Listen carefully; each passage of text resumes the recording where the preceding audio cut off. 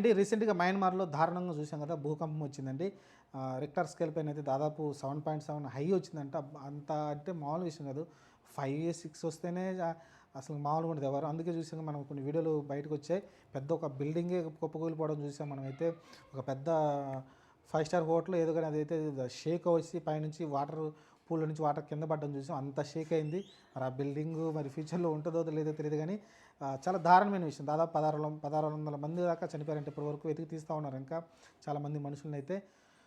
చాలా దారుణమైన విషయం. అది కొంచెం భారత్ మీద ఎఫెక్ట్ పడిందంటున్నారు కొంతమంది అయితే. ఎందుకంటే మనకి మయన్మార్ అనేది చాలా పక్కనే ఉంటుంది మనకి. అస్సాం ఆ ఏరియాలో మిజోరం ఆ పక్కనే ఉంటుంది మనకైతే మయన్మార్ అయితే. అది కొంచెం మనకు కూడా ప్రమాదం ఉంటుంది ఆ ఏరియా వరకు. ఈ వెస్ట్ సైడ్ ఏదైతే ఉందో అటు సైడ్ కొంచెం ప్రమాదం అయితే పొంచి ఉంటుంది. చూద్దాం మరి ప్రస్తుతానికైతే ఇది చాలా బాధాకరం. ఎందుకంటే అంత వచ్చిన తర్వాత చాలా అందరూ కూడా మన దేశ ప్రధాని కూడా స్పందించడం చూసాం. చాలామంది చెప్పడం చూసాం. ఆర్థిక సాయం కూడా చేస్తామని చెప్పారు చాలామంది. కానీ అంత ఆస్తి నష్టం జరిగిన కష్టం మళ్ళీ దాన్ని. ఎందుకంటే కొన్ని బిల్డింగ్లు అయితే ఉదాహరణ ఒకటి సైడ్కి ఒరిగిపోయి పడిపోవడం చూసాం. మనమైతే పక్కన బిల్డింగ్లు ఉన్నాయి కాబట్టి కింద పడిపోకుండా సైడ్కి ఆనుకున్నాయి. సింగిల్గా ఉన్న బిల్డింగ్లు అయితే పూర్తిగా కూలిపోవడం చూసాం మనమైతే. చాలా దారుణం.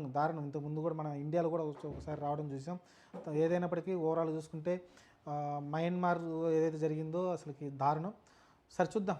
సరే వాళ్ళందరూ త్వరగా కోలుకొని మళ్ళీ యథావిధిగా అయితే వాళ్ళైతే మళ్ళీ ఉండాలని కోరుకుందాం.